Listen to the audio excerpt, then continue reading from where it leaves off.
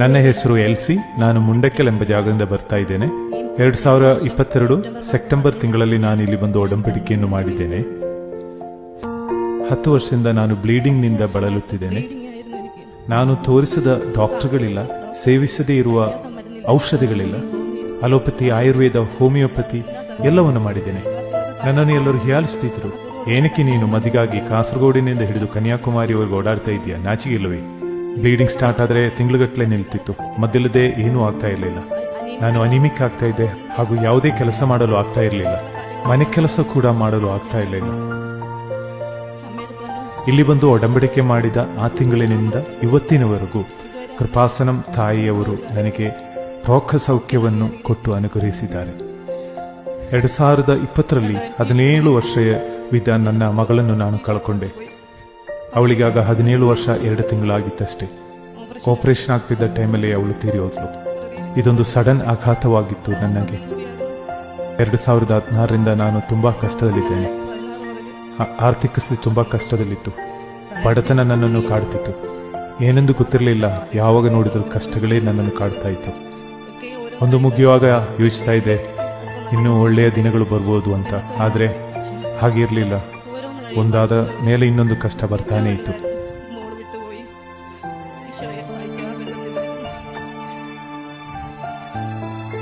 ನನ್ನ ಕುಟುಂಬವೇ ಅಲ್ಲೋಲ ಕಲ್ಲೋಲವಾಯಿತು. ಮನೆ ಕೆಲಸಗಳು ಮಾಡೋಕ್ಕಾಗ್ತಾ ಇರಲಿಲ್ಲ. ಅಡಿಗೆ ಮಾಡುವುದು ಕೂಡ ಕಷ್ಟವಾಗಿ ಬಂತು. ಹೋಟೆಲ್ ಫುಡ್ಗಳನ್ನೇ ತಿನ್ನಬೇಕಾಗಿ ಬಂತು.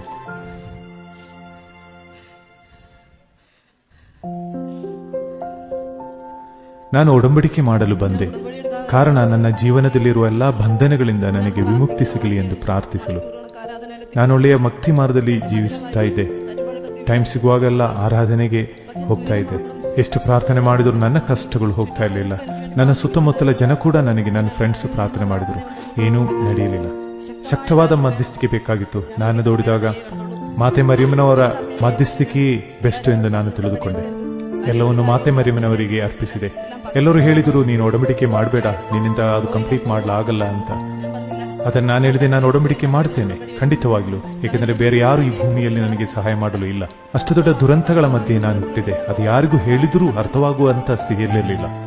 ತನ್ನ ಮಗಳ ಮರಣದ ನಂತರ ನನ್ನ ಹಸ್ಬೆಂಡ್ ಮಾತೆ ಮರಿಯಮ್ಮನವರಿಂದ ಸ್ವಲ್ಪ ದೂರವಾದರು. ನನ್ನಲ್ಲಿ ಕರ್ಕೊಂಡು ಬನ್ನಿ ಅಂದರೂ ಕೂಡ ಅವರು ಕರ್ಕೊಂಡು ಬರ್ತಾ ಇರಲಿಲ್ಲ. ನಾನು ಹೊರಗಡೆ ಎಲ್ಲಿ ಹೋಗಬೇಕಾದರೂ ನನ್ನ ಹಸ್ಬೆಂಡನ್ನೇ ಡಿಪೆಂಡ್ ಆಗಿದೆ. ಸಾಧಾರಣವಾಗಿ ಬಸ್ಸಲ್ಲಿ ಹೋಗಿ ಬರಲು ನನ್ನಿಂದ ಸಾಧ್ಯವಾಗುತ್ತಾ ಇರಲಿಲ್ಲ. ತುಂಬಾ ಸುಸ್ತಾಗ್ತಿತ್ತು. ಒಂದು ಚೇರ್ ಎತ್ತಿಡಲು ಕೂಡ ನನ್ನಿಂದ ಆಗ್ತಾ ಇರಲಿಲ್ಲ.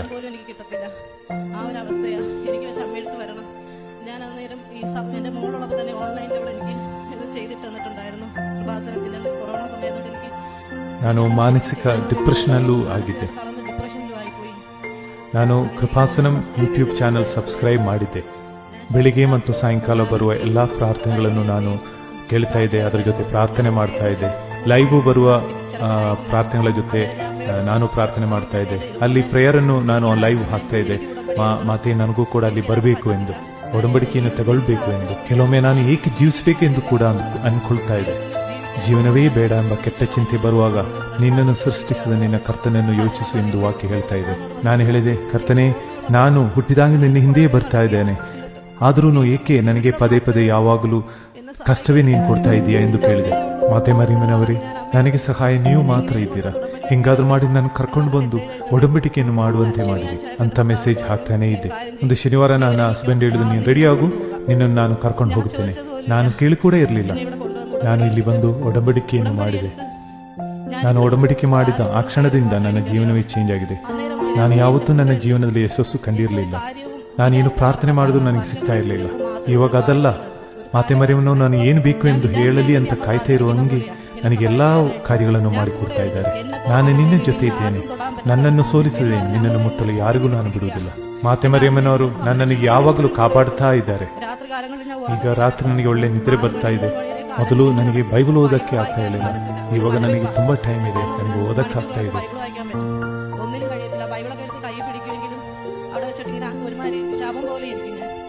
ಒಡಂಬಡಿಕೆ ಮಾಡುವ ಮೊದಲು ನನ್ನ ಸ್ಥಿತಿ ತುಂಬಾ ಕಷ್ಟಕರವಾಗಿತ್ತು. ಸ್ನಾನ ಮಾಡ್ತಾ ಇರಲಿಲ್ಲ, ಹೈಜಿನಿಕ್ ಇರಲಿಲ್ಲ, ವಚನ ಓದಕ್ಕಾಗ್ತಾ ಇರಲಿಲ್ಲ. ಈ ಥರ ಒಂದು ಫ್ಯಾಮಿಲಿಯಲ್ಲಿ ಒಂದು ಹೆಣ್ಣು ಆಗ್ಬಿಟ್ರೆ ಆ ಫ್ಯಾಮಿಲಿ ಸ್ಥಿತಿ ಏನೆಂದು ಎಲ್ಲರಿಗೂ ಗೊತ್ತಾಗ್ಬೋದು. ಇಲ್ಲಿ ಒಡಂಬಡಿಕೆ ಮಾಡಿದ ಅಂದಿನಿಂದ ನಾನು ಚೇಂಜ್ ಆದೆ. ಚೆನ್ನಾಗಿ ನಿದ್ದೆ ಮಾಡ್ತೇನೆ. ಒಬ್ಬ ಸಾಧಾರಣ ಹೆಂಗಸು ಏನೆಲ್ಲ ಮನೆಯಲ್ಲಿ ಕೆಲಸ ಮಾಡಬೇಕೋ ಅದನ್ನೆಲ್ಲ ಮಾಡಿಕೊಂಡು ಇದ್ದೇನೆ. ಇಲ್ಲಿ ಬಂದು ವಾಪಸ್ ಹೋದ್ರೂ ಕೂಡ ನನಗೆ ಮನೆಯಲ್ಲಿ ಅಡಿಗೆ ಮಾಡಲು ಆಗ್ತಾ ಇದೆ. ಮೊದಲಿನಂತೆ ಈಗ ಇಲ್ಲ, ಸ್ಥಿತಿ ಬದಲಾಗಿದೆ. ಮೊದಲೆಲ್ಲ ನಾವು ಹೋಟೆಲ್ ಫುಡ್ಡನ್ನೇ ತಿನ್ನುತ್ತಾ ಇದ್ವಿ. ನನಗೆ ಬೇರೆ 2 ಮಕ್ಕಳು ಇದ್ದಾರೆ. ಈಗ ನಾನು ಅಡಿಗೆ ಮಾಡ್ತೇನೆ, ನನ್ನ ಹಸ್ಬೆಂಡಿಗೆ ಕೊಡ್ತೇನೆ, ಮಕ್ಕಳಿಗೂ ಕೊಡ್ತಾ ಇದ್ದೇನೆ.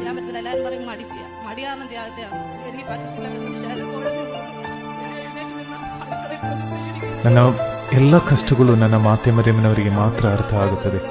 ಆದರೆ ಇವಾಗ ನಾನು ಚೇಂಜ್ ಆಗಿದ್ದೇನೆ. ನನ್ನ ತಾಯಿ ಮಾತೆ ಮರಿಯಮ್ಮನವರು ನನಗೆ ಸಹಾಯ ಮಾಡಿದರು. ಅದು ಈ ಒಡಂಬಡಿಕೆಯಿಂದ ಮಾತ್ರ.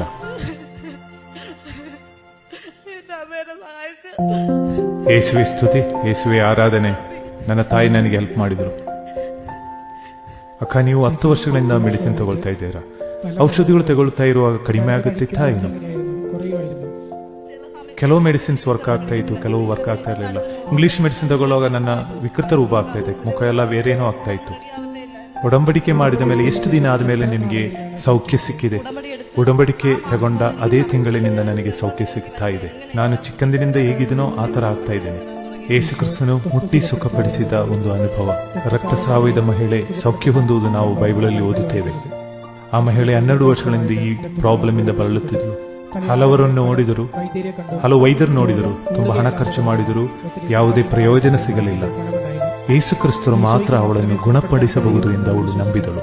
ಯೇಸುವಿನ ಹಿಂಭಾಗದಿಂದ ಬಂದು ಯೇಸುವಿನ ಬಟ್ಟೆಯಲ್ಲಿ ಮುಟ್ಟಿದಾಗ ಅವಳಿಗೆ ಸೌಖ್ಯ ಸಿಕ್ಕಿತು.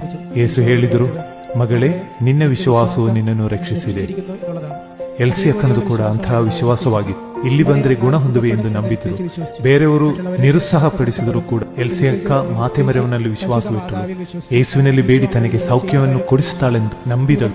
ಬಾಕಿ ಇರುವ ಸಾಕ್ಷಿಯು ಅಲ್ಲಿ ಸರ್ವ್ ಮಾಡುವ ಗುರುಗಳು ಎಲ್ಸಿ ಅಕ್ಕನ ಜೊತೆ ಮಾತಾಡಿ ಅವಳಿಗೆ ಸಿಕ್ಕಿದ ಅನುಗ್ರಹಗಳ ಬಗ್ಗೆ ಮಾತಾಡುವುದಾಗಿದೆ ಹಾಗೂ ದೇವರಿಗೆ ಕೃತಜ್ಞತೆ ಸಲ್ಲುವುದಾಗಿದೆ. എനിക്ക് ഇവിടെ വന്നെടുത്താൽ എൻ്റെ അമ്മ എടുത്ത് വന്നാലേ എനിക്ക് മാറത്തുള്ളൂ ഉള്ളിൽ നിന്ന് ഒരു വിശ്വാസം വന്നുകൊണ്ടേയിരുന്നു. എനിക്ക് അമ്മയടുത്ത് തന്നെ വരണമെന്ന് തോന്നി. കാര്യം വേറെ ശക്തമായിട്ടുള്ള ഒരു കാര്യങ്ങളും എനിക്ക് മുമ്പിൽ കണ്ടില്ല. അമ്മയേ ഉള്ളൂ എൻ്റെ ആശ്രയം. ഒരു തളർന്ന ഒരു അവസ്ഥയായിരുന്നു. നമ്മൾ പലർക്കൊക്കെ പ്രതിസന്ധികളുടെ സമയങ്ങളിൽ വരുന്ന ഒരു അവസ്ഥയാണ്. പ്രാർത്ഥിക്കുന്നു, എന്നാൽ പ്രാർത്ഥന കേൾക്കുന്നില്ല, ദുരിതം മാറുന്നില്ല എന്ന് പറയുന്ന പോലത്തെ അവസ്ഥയിലൂടെ വിശ്വസിച്ച് കടന്നുപോയി. ആ ദുരിതത്തിന്റെ വേദനയുടെ കഠിനമായ അവസ്ഥയാണ്. ഒന്നും ചെയ്യാൻ പറ്റുന്നില്ല എന്നുള്ളത്. ഫുഡ് പോലും വെക്കാൻ പറ്റില്ല, ഹോട്ടലിൽ നിന്ന് വാങ്ങണം എന്നുള്ള അവസ്ഥ. ഇപ്പോൾ ഒറ്റയ്ക്കൊക്കെ എത്ര വേണമെങ്കിലും ദൂരെ പോകാമോ? ഇപ്പോൾ ഒറ്റയ്ക്ക് എത്ര ദൂരെ വേണമെങ്കിലും പോകാമോ?